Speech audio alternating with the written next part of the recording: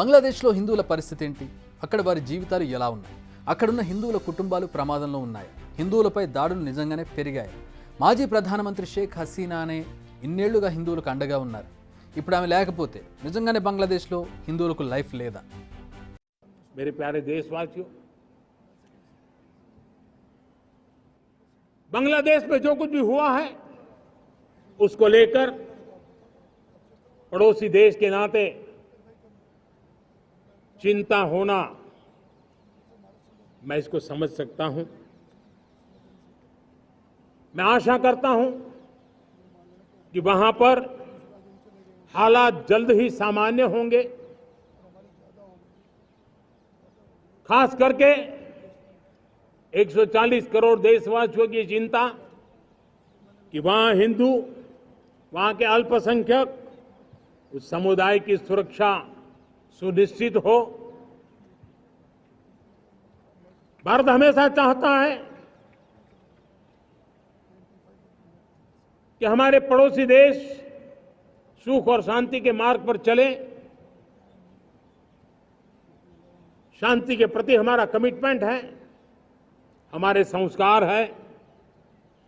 हम आने वाले दिनों में बांग्लादेश की विकास यात्रा में हमेशा हमारा शुभचिंतन ही रहेगा, क्योंकि हम मानव जात की भलाई सोचने वाले लोग हैं। బంగ్లాదేశ్ ప్రస్తుతం రగిలిపోతోంది. రిజర్వేషన్ల కారణంగా జరిగిన అల్లర్లు, ఆందోళనల కారణంగా ఆమె పదవికి రాజీనామా చేసి దేశం విడిచి పారిపోవాల్సి వచ్చింది. కానీ ఆ తర్వాత అక్కడ ఆందోళనలు ఆగాయంటే అది లేదు. ఆవిడ వెళ్ళిపోయినా, ఆవిడ రాజీనామా చేసి ఇంకా ఆందోళనలు కంటిన్యూ అవుతున్నాయి. చాలామంది బంగ్లాదేశ్లో ఉన్న హిందువుల కుటుంబాలను టార్గెట్గా చేసుకుని దాడులు చేస్తున్నారు, ఇంకా జరుగుతున్నాయి. ఈ దాడుల్లో కొందరు మరణించారు. నిజంగా సోషల్ మీడియాలో చూపించినంత దారుణమైతే కాదు, కానీ అక్కడ ఉండే హిందువులపై దాడులు జరిగాయి, ఇది నిజం. అధికారిక లెక్కల ప్రకారమే దాదాపు 200 వరకు దాడులు జరిగాయి హిందువుల మీద. ఇందులో ఇళ్లున్నాయి, హిందూ ఆలయాలున్నాయి.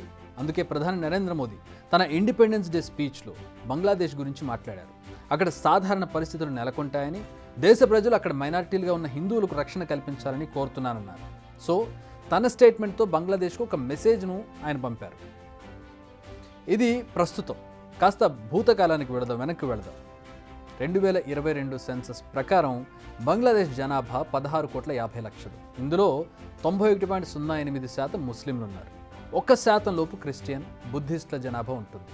ఇక హిందువుల జనాభా వచ్చేసరికి 1,31,44,204 మంది. అంటే మొత్తం జనాభాలో హిందువుల పర్సంటేజ్ 7.96.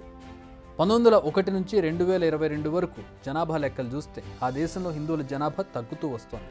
అది కూడా గణనీయంగా. 1901లో 33% ఉండేది ఈ రీజియన్లో హిందువుల జనాభా.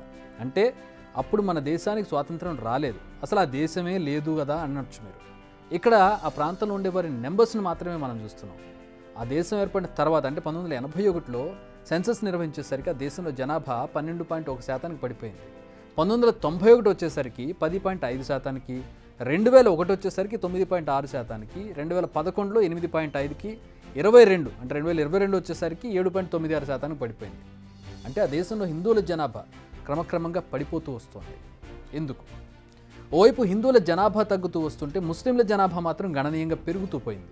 ఇక్కడ ముస్లింల జనాభా 91% పెరిగిందని మనకి లెక్కలు చెబుతున్నాయి. అయితే ఇలా జరగడానికి అనేక చారిత్రక కారణాలున్నాయి. విభజన, ప్రత్యేక దేశంగా ఏర్పడడం, స్థానికంగా ఉన్న సమస్యలు, ఆర్థిక స్థితిగతులు, పేదరికం, జనాభా పెరుగుదలపై కంట్రోల్ లేకపోవడం, ఇలా అనేక కారణాలు ఉన్నాయి. ఓవరాల్గా చూస్తే పాలన ఎవరిదైనా హిందువుల జనాభా తగ్గిపోతూ ఉండడం మాత్రం ఆగడం లేదు. మళ్ళీ ప్రజెంట్కి వద్దాం. నిజానికి హసీనా దేశాధినేతగా ఉన్నప్పుడు ఇండియాతో సత్సంబంధాలు కొనసాగించారు. ఆమె ఇండియాకు చాలా క్లోజ్. ఈ స్టేట్మెంట్ ఆ దేశంలో కొందరు అతివాదులకు అసలు నచ్చలేదని చెప్పాలి.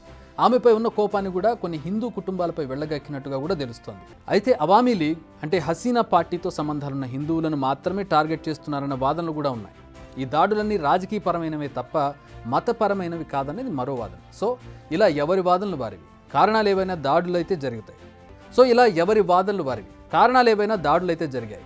సో ఈ దాడులేమో కానీ బంగ్లాదేశ్లో మాత్రం హిందువుల జనాభా క్రమంగా తగ్గిపోతూ వస్తుంది. గణాంకాలు చెబుతున్నది కూడా అదే. ఏ ప్రభుత్వం అధికారంలో ఉన్నా ఇదే జరుగుతుంది కూడా. అయితే ప్రస్తుత పరిణామాలను చూస్తుంటే నెక్స్ట్ సెన్సస్ వరకు ఈ సంఖ్య మరింత భారీగా తగ్గే అవకాశాలున్నాయి. దీనికి కారణం దాడులు కావచ్చు, అక్కడున్న మైనారిటీలో నెలకొన్న భయం, అభద్రత కూడా కావచ్చు. బిగ్ టీవీ అవుట్లుక్ కథనాలు నచ్చితే వెంటనే బిగ్ టీవీ ఛానల్ ను సబ్స్క్రైబ్ చేయండి.